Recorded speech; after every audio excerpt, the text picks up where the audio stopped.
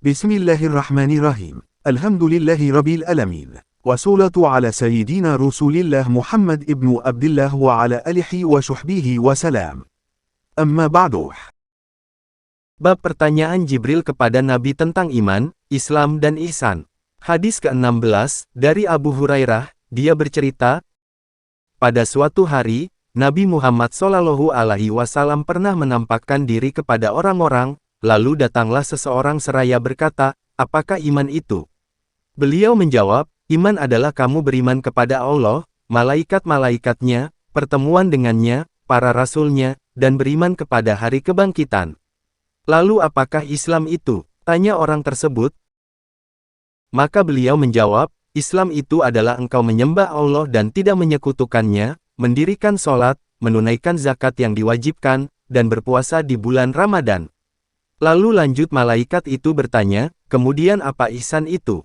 Beliau menjawab, hendaklah engkau menyembah Allah seakan-akan kamu melihatnya dan jika kamu tidak melihatnya, maka sesungguhnya dia melihatmu.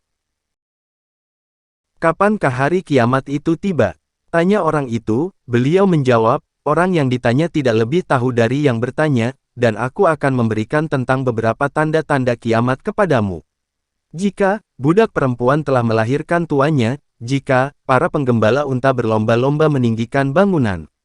Dalam ilmu hal yang tidak diketahui kecuali hanya oleh Allah saja. Kemudian Nabi SAW membacakan ayat, sesungguhnya Allah di sisinya pengetahuan tentang hari kiamat. Setelah itu orang tersebut berpaling, maka Rasulullah SAW bersabda, suruh ia kembali lagi, namun mereka tidak melihat sesuatu lagi.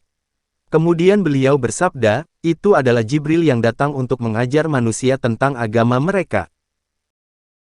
Penjelasan hadis.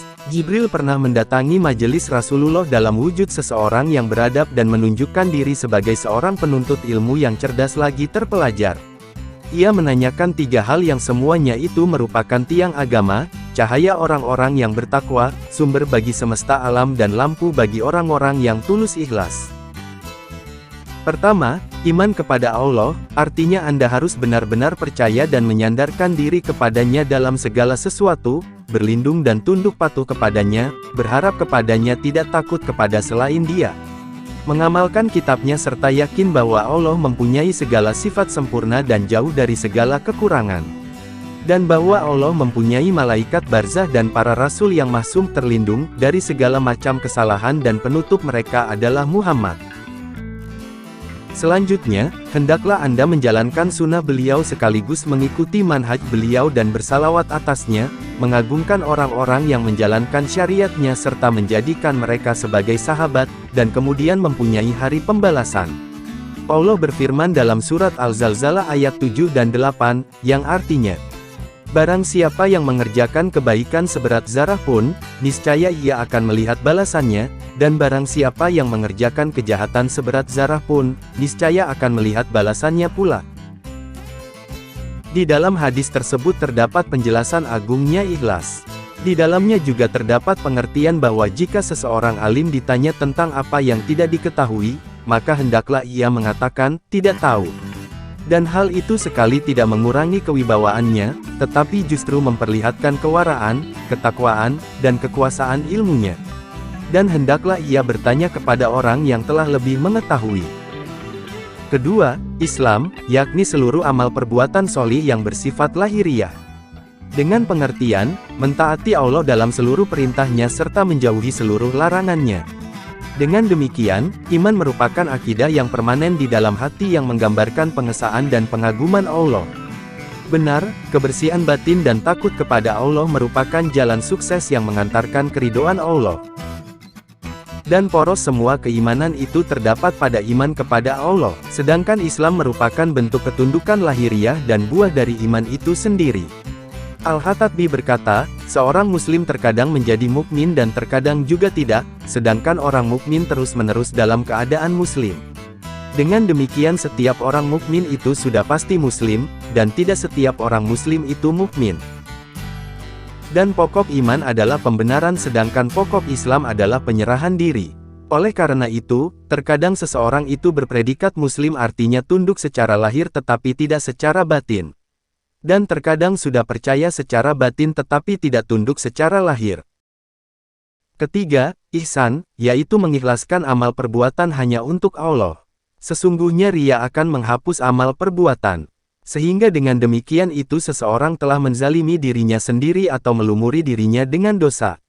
Oleh karena itu dikatakan kepadanya, berbuat kebaikan kepada dirimu sendiri dan sembahlah Allah seakan-akan kamu melihatnya, kalau tidak mampu maka binasalah kamu. At-Tayyib berkata, ihsan itu mencakup dua hal, di antaranya. 1. Memberi kesenangan dan kenikmatan kepada orang lain. 2. Berbuat baik, yang kedua ini akan terwujud jika seseorang dan agama adalah satu. Dan itulah yang menjadi maksud Imam Al-Bukhari. Dalam mensifati orang-orang yang beriman, Allah berfirman dalam Al-Anfal ayat 2-4, yang artinya, sesungguhnya orang-orang yang beriman adalah mereka yang apabila disebut nama Allah gemetarlah hati mereka. Dan apabila dibicarakan kepada mereka ayat-ayatnya, bertambahlah iman mereka karenanya dan kepada Tuhanlah mereka bertawakal. Yaitu orang-orang yang mendirikan sholat dan yang menafkahkan sebagian dari rezeki yang kami berikan kepada mereka. Mereka itulah orang-orang yang beriman dengan sebenar-benarnya. Mereka akan memperoleh derajat tinggi di sisi Tuhan mereka dan ampunan serta rezeki nikmat yang mulia. Demikian juga dalam surat An-Naml ayat 1-5, yang artinya, ini adalah ayat-ayat Al-Quran dan ayat-ayat kitab yang memberi penjelasan. Untuk menjadi petunjuk dan berita gembira bagi orang-orang yang beriman. Yakni orang-orang yang mendirikan sholat dan menunaikan zakat dan mereka yakin akan adanya negeri akhirat. Sesungguhnya orang-orang yang tidak beriman kepada alam akhirat, kami jadikan mereka memandang indah perbuatan-perbuatan mereka, maka mereka bergelimang dalam kesesatan. Mereka itulah orang-orang yang mendapat azab yang buruk dan di akhirat mereka adalah orang-orang yang paling merugi. Selanjutnya firman-Nya, surat An-Naml 76 dan 77, yang artinya, sesungguhnya Al-Quran ini menjelaskan kepada Bani Israel sebagian besar dari perkara-perkara yang mereka perselisih tentangnya. Dan sesungguhnya Al-Quran itu benar-benar menjadi petunjuk dan rahmat bagi orang yang beriman. Dan firman dalam surat An-Naml ayat 86, yang artinya, apakah mereka tidak memperhatikan bahwa sesungguhnya kami telah menjadikan malam supaya mereka beristirahat padanya dan siang yang menerangi, sesungguhnya pada yang demikian itu terdapat tanda-tanda kekuasaan Allah bagi orang-orang yang beriman. Juga firman-Nya, dalam surat Luqman 8 dan 9, yang artinya, sesungguhnya orang-orang yang beriman dan mengerjakan amal solih, bagi mereka surga yang penuh kenikmatan, di dalamnya mereka kekal, sebagai janji Allah yang benar. Dan Dia Maha Perkasa lagi Maha Bijaksana. Seakan-akan takut kepada Allah mendengar ayat-ayatnya, bertawakal kepadanya, mendirikan sholat dan menunaikan zakat, meyakini alam akhirat dengan cara beramal untuk bersiap menghadapinya. Serta mempersiapkan diri menghadapi perhitungan, juga belajar Al-Quran, bertafakur terhadap ciptaan Allah dan memperhatikan bukti-bukti kekuasaannya, semuanya itu merupakan bagian dari iman. Allah berfirman dalam surat Asy-Syu'ara ayat 7-9, yang artinya, dan apakah mereka tidak memperhatikan bumi, berapakah banyaknya kami tumbuhan di bumi itu berbagai macam tumbuh-tumbuhan yang baik. Sesungguhnya pada yang demikian itu benar-benar terdapat suatu tanda kekuasaan Tuhanmu. Dialah yang benar-benar Maha Perkasa lagi Maha Penyayang. Dengan demikian, iman laksana pohon yang buahnya adalah amal solih dan kebaikan.